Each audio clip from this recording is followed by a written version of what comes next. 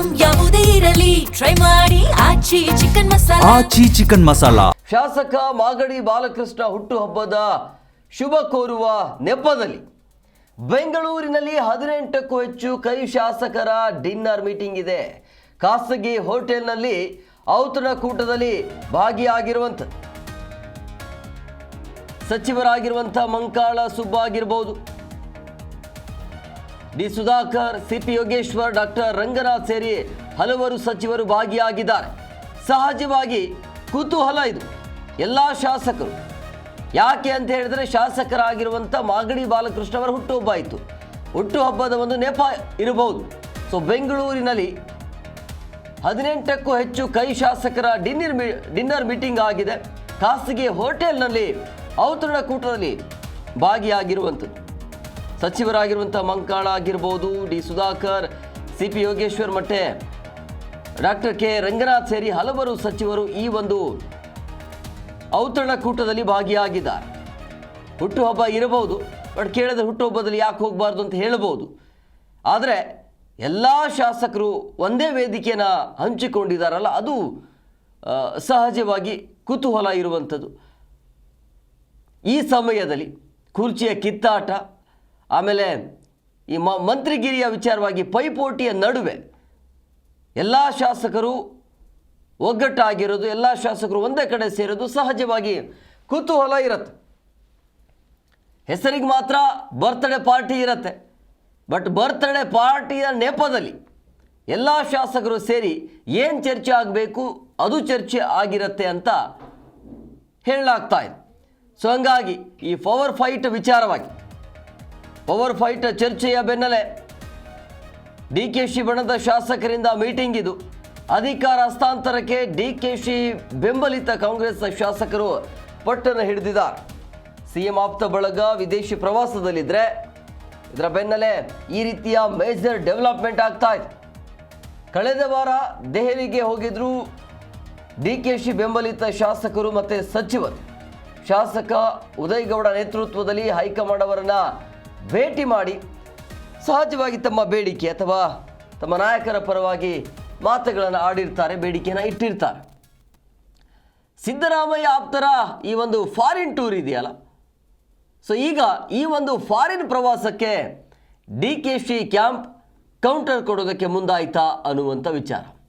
ಶಾಸಕ ರವಿ ಗಣಿಗ, ಶರತ್ ಬಚ್ಚೇಗೌಡರು, ಬಸವರಾಜ ಶಿವಗಂಗಾ, ಕದಲೂರು ಉದಯಗೌಡರು, ಕುಣಿಗಲ್ ರಂಗನಾಥ್, ಸಿಪಿ ಯೋಗೇಶ್ವರ್, ಹರೀಶ್ ಗೌಡ, ನಯನ ಮೋಟಮ್ಮ, ಇನ್ನು HC Balakrishna, Anekal Shivanna, MLC Ravi ಆಗಿರ್ಬೋದು, ಒಟ್ಟು 48ಕ್ಕೂ ಹೆಚ್ಚು ಶಾಸಕರ ಡಿನ್ನರ್ ಮೀಟಿಂಗ್ ಆಗಿದೆ. ಅಷ್ಟೊಂದು ಚರ್ಚೆ ಕುತೂಹಲ ಯಾಕೆ ಅಂತ ಹೇಳಿದ್ರೆ ಬಣ ಇದೆ ಅಲ್ವಾ, ಎರಡು ಬಣ, ಸಿದ್ದರಾಮಯ್ಯ ಬಣ ಮತ್ತು ಡಿಕೆಶಿ ಬಣ. ಇಲ್ಲಿ ಆಗಿರೋದು ಡಿಕೆಶಿ ಬಣದ ಪಾರ್ಟಿ. ಇದು ಹುಟ್ಟುಹಬ್ಬದ ನೆಪದಲ್ಲಿ ಡಿಕೆಶಿ ಬಣದ ಪಾರ್ಟಿಯನ್ನು ಮಾಡಲಾಗಿದೆ. ಒಂದು ಕಡೆ ಸಿದ್ದರಾಮಯ್ಯ ಬಣ ಅವರು ವಿದೇಶಿ ಪ್ರವಾಸದಲ್ಲಿದ್ದಾರೆ. ವಿದೇಶಿ ಪ್ರವಾಸಕ್ಕೆ ಟಕ್ಕರ್ ಕೊಡೋದಕ್ಕೆ ಈಗ ಡಿಕೆಶಿ ಬಣದ ಕಡೆಯಿಂದ ಈ ರೀತಿಯ ಒಂದು ಬರ್ತ್ಡೇ ಪಾರ್ಟಿಯ ಮೀಟಿಂಗ್ ಇದು.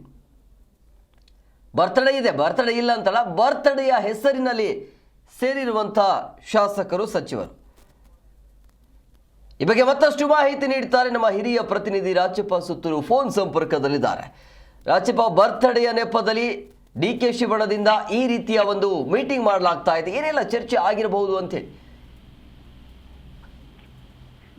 ಕುಮಾರ್, ನಿನ್ನೆ ಮಾಗಡಿ ಶಾಸಕ ಬಾಲಕೃಷ್ಣ ಅವರ ಹುಟ್ಟುಹಬ್ಬ, ಆ ಒಂದು ಹುಟ್ಟುಹಬ್ಬ ಹಿನ್ನೆಲೆಯಲ್ಲಿ ಖಾಸಗಿ ಹೋಟೆಲ್ನಲ್ಲಿ ಈ ಒಂದು ಔತಣಕೂಟ ಆಯೋಜನೆ ಮಾಡಲಾಗಿತ್ತು. ಆ ಒಂದು ಔತಣಕೂಟಕ್ಕೆ ಸುಮಾರು 48ಕ್ಕೂ ಹೆಚ್ಚು ಜನ ಶಾಸಕರು ಮತ್ತು ಸಚಿವರು ಭಾಗವಹಿಸಿದ್ದು. ಸಚಿವರಾದಂತಹ ಮಂಕಾಳ ಸುಬ್ಬ ವೈದ್ಯ ಮತ್ತು ಡಿ ಸುಧಾಕರ್ ಸೇರಿದಂತೆ 5ಕ್ಕೂ ಹೆಚ್ಚು ಜನ ಸಚಿವರು ಸಹ ಈ ಒಂದು ಕಾರ್ಯಕ್ರಮ ಭಾಗವಹಿಸಿದ್ರು. ಉಳಿದಂತೆ ವಿಧಾನ ಪರಿಷತ್ ಮತ್ತು ವಿಧಾನಸಭೆ ಶಾಸಕರುಗಳು ಸಹ ಈ ಸಭೆಯಲ್ಲಿ ಭಾಗವಹಿಸಿದ್ರು.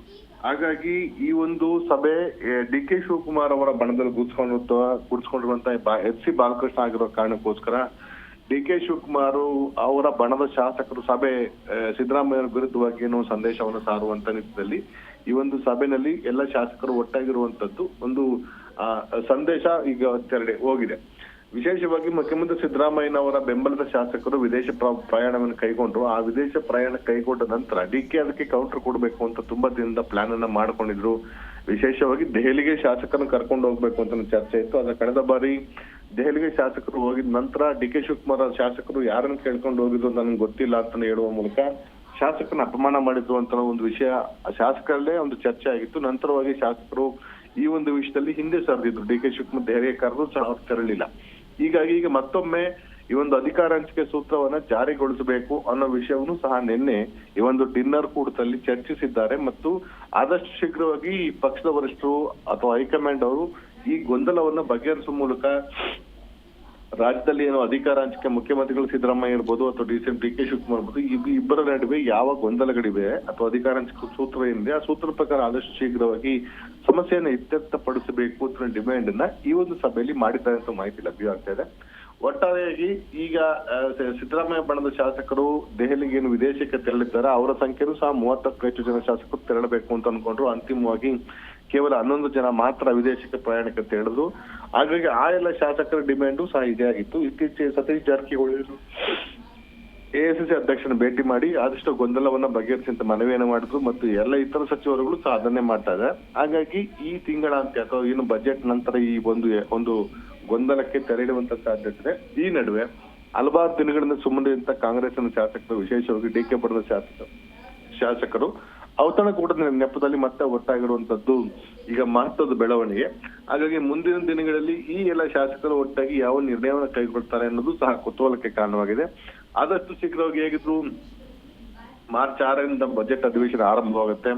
ಹಾಗಾಗಿ ಇನ್ನಷ್ಟು ಒಟ್ಟಾಗಿ ಚರ್ಚೆ ಮಾಡ್ಲಿಕ್ಕೆ ಅಥವಾ ಒಟ್ಟಾಗಿ ಸೇರ್ಲಿಕ್ಕೆ ಶಾಸಕರಿಗೆ ಇನ್ನಷ್ಟು ಹೆಚ್ಚಿನ ಅನುಕೂಲ ಈ ಒಂದು ಅಧಿವೇಶನ ಹಿನ್ನೆಲೆಯಲ್ಲಿ ಸಿಗುತ್ತೆ. ಹಾಗಾಗಿ ಮುಂದಿನ ದಿನಗಳು ಇನ್ನಷ್ಟು ಚರ್ಚೆಯನ್ನು ಹೆಚ್ಚಿಸುವಂತ ಸಾಧ್ಯತೆ ಇದೆ ಅಥವಾ ಇನ್ನಷ್ಟು ಡಿನ್ನರ್ ಮೀಟಿಂಗ್ ಗಳಿರ್ಬೋದು ಅಥವಾ ಬೇರೆ ಬೇರೆ ರೀತಿಯ ಪ್ರಯತ್ನವನ್ನು ಸಹ ಮುಂದುವರಿಸುವಂತ ಸಾಧ್ಯತೆ ಬಹುತೇಕ ನಿಶ್ಚಳವಾಗಿ ಕಂಡು ಬರ್ತಾ ಇದೆ. ಅದರ ಭಾಗವಾಗಿ ಈ ಒಂದು ಸಭೆ ಇದೆ ಅಂತ ವಿಶ್ಲೇಷಣೆ ಮಾಡಬಹುದಾಗಿದೆ. ಎಂ ಕುಮಾರ್.